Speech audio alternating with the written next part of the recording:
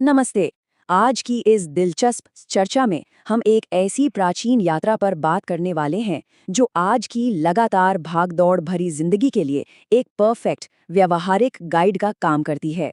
हम सब रोजमर्रा की लाइफ में एक सही बैलेंस ढूंढते हैं ना, है ना? तो चलिए, दुख और तनाव से निकलकर शांति तक पहुंचने वाले एक सदियों पुराने पर बिल्कुल प्रमाणित रास्ते की गहराई में चलते हैं। अब सबसे पहले एक बड़ा सवाल उठता है, इस थका देने वाली तेज रफ्तार दुनिया में आखिर शांति कैसे मिले? आजकल एक तरफ अत्यधिक मेहनत और हसल कल्चर है, तो दूसरी तरफ अत्यधिक भोग विलास और दिखावा। इन दोनों एक्सट्रीम्स के बीच झूलने के बजाय लोग हमेशा एक बेहतर शांत रास्ते की तलाश में रहते हैं। और वाकई इसका एक बहुत ही सॉलिड समाधान मौजूद है। तो शुरुआत करते हैं उस पहले एक्सट्रीम से, जिसे हम अत्यधिक विलासिता या लग्जरी का जाल कह सकते हैं। बाहर से देखने में ये रास्ता सच में बड़ा चमकदार और आकर्षक लगता है, लेकिन क्या सच में इसके अंदर खुशी है? आइए इसकी शुरुआत से देखते हैं। इस कहानी को समझने के लिए हमें 563 BCE की तरफ मुड़ना होगा। लुम्बिनी में सिद्धार्थ गौतमा का जन्म हुआ, और यहाँ से एक ऐसी कहानी शुरू होती है जो पहले पूरी तरह से एक सुरक्षित बबल में थी। एक ऐसी लाइफ जहाँ एक राजकुमार को दुनिया की असलियत और दुख दर्द से बिल्कुल दूर रखा गया था। उनके जन्म के वक्त एक बड़ी ही रोचक भविष्यवाणी हुई थी। या तो ये बच्चा एक महान राजा बनेगा, या फिर एक महान आध्यात्मिक नेता। अब जाहिर है, उनके पिता को दूसरा विकल्प बिल्कुल मंजूर नहीं था, इसलिए उन्होंने राजा बनने वाला रास्ता चुना। नतीजा क्या निकला? सिद्धार्थ के इर्द गिर्द एक सोने का पिंजरा बना दिया गया। एक ऐसी दुनिया जहां दुख, दर्द या किसी भी कठोर सच्चाई का आना सख्त मना था। उस महल के अंदर उन्हें हर तरह का अत्यधिक सुख दिया गया। उनकी शादी हुई, एक बेटा भी हुआ जिसका नाम राहुला था। लेकिन इतनी एक्सट्रीम लग्जरी और ऐशो आराम के बावजूद उन्हें लगातार महसूस होता रहा कि जिंदगी में कुछ बहुत बड़ा मिसिंग है। जिंदगी खोखली लगने लगी थी। सच कहूं तो आज की मॉडर्न लाइफ में भी तो यही देखा जाता है, जहां पैसा और हर तरह की सुविधा होने के बावजूद भी सच्ची खुशी नहीं मिल पाती। ये अपने आप में एक बहुत बड़ा जाल है। लेकिन एक दिन ये सुरक्षित बबल आखिरकार टूट ही गया, और जब सामना जिंदगी की असलियत से हुआ तो सब कुछ बदल गया। ये पूरी यात्रा का सबसे बड़ा मनोवैज्ञानिक टर्निंग पॉइंट था। जब वो अपने महल से बाहर निकले तो उनका सामना 4 ऐसे दृश्यों से हुआ जिसने उनकी पूरी दुनिया हिलाकर रख दी।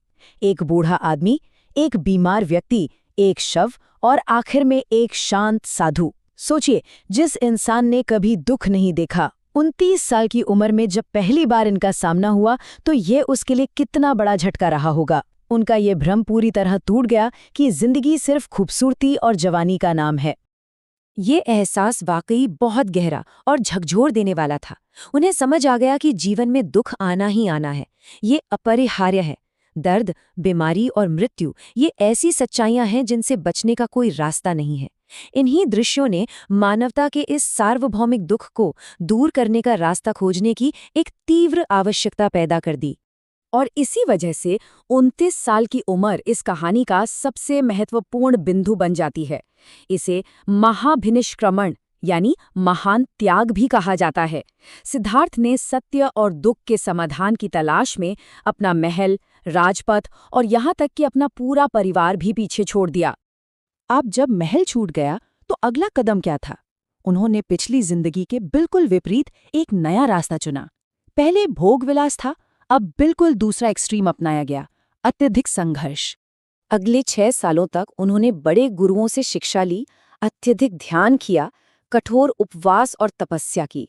उन्होंने अपनी फिजिकल लिमिट्स को इतना ज्यादा पुश किया कि शरीर बेहद कमजोर हो गया, और आलम यह था कि वो लगभग मौत के कगार पर पहुंच गए। उनका मानना था कि शरीर को कष्ट देने से ज्ञान मिलेगा।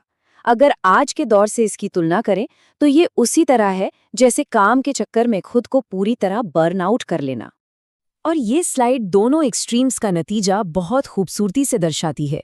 एक तरफ थी बिना अर्थ की विलासिता, जिसने सिर्फ एक खोखलापन दिया, और दूसरी तरफ था अत्यधिक कष्ट और संघर्ष, जिसने उन्हें मौत के करीब ला खड़ा किया।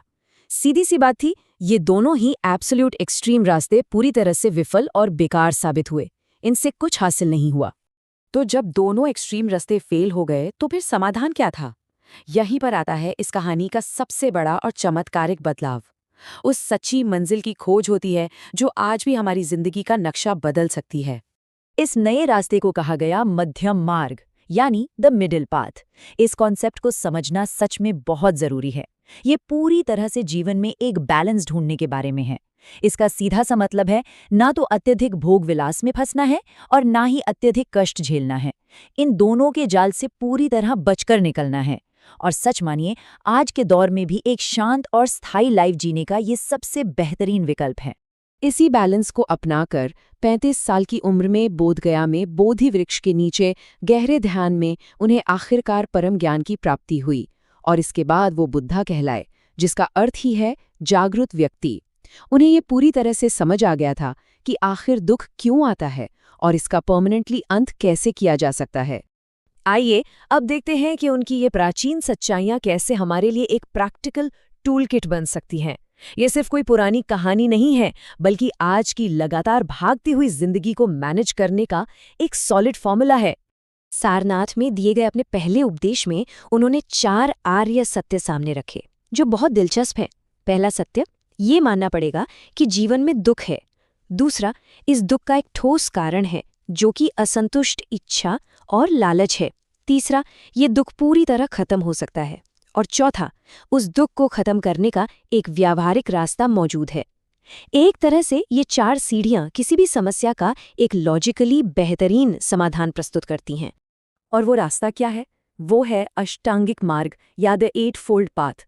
इसमें शामिल है सही दृष्टि, सही संकल्प, सही वचन, सही कर्म, सही आजीविका, सही व्यायाम, सही स्मृति और सही समाधि। देखिए, इन्हें सिर्फ धार्मिक नियम मानने की भूल मत कीजिएगा। अगर इनको ध्यान से जिंदगी में उतारा जाए तो ये हमारे रोजमर्रा के अनुशासन और आधुनिक जागरूकता के लिए एक आजमाया हुआ नियम है। ये हमारे विचारों और कामों के बीच एक कमाल का संतुलन बनाते हैं। ज्ञान प्राप्ति के बाद बुद्धा रुके नहीं। अगले 45 सालों तक उन्होंने पूरे भारत की यात्रा की और अपने इन कोर आइडियाज का प्रचार किया। उन्होंने अहिंसा, करुणा और आत्म अनुशासन सिखाया। और सबसे बड़ी क्रांतिकारी बात क्या थी? उन्होंने संघा का निर्माण किया, जिसमें किसी भी तरह का जातीय भेदभाव नहीं था। हर बैकग्राउंड के लोग उसमें एक समान थे। 483 BCE में 80 वर्ष की आयु में कुशीनगर में उनका निधन हुआ, जिसे महापरिनिर्वाणा कहा जाता है। उनके आखिरी शब्द थे, सब कुछ अस्थायी है, अपने उद्धार के लिए कड़ी मेहनत करो। यह संदेश आज भी उतना ही पावरफुल है। ये हमें बदलाव और निरंतर आगे बढ़ने की जरूरत की याद दिलाता है, जो व्यक्तिगत विकास के लिए सच में एक कलजाई विचार है। तो इन्हीं बेहतरीन विचारों के साथ हम अपनी इस चर्चा को विराम देते हैं। अंत में क्यों ना हम सब अपने आप से एक बहुत ही गहरा सवाल करें, आज के इस आधुनिक दौर के किस एक्सट्रीम दुष्प्रभाव को, चाहे वो काम का लंबा बोझ हो या मोबाइल और इंटरनेट की लत, क्या आज हम इन्हें पीछे छोड़कर उस मध्यम मार्ग पर चलने का फैसला कर सकते हैं? सदियों पुरानी इस व्यावहारिक सीख से सच्ची शांति और संतुलन की तरफ एक बड़ा कदम आज अभी बढ़ाया जा सकता है। इस पर विचार जरूर किया जाना चाहिए।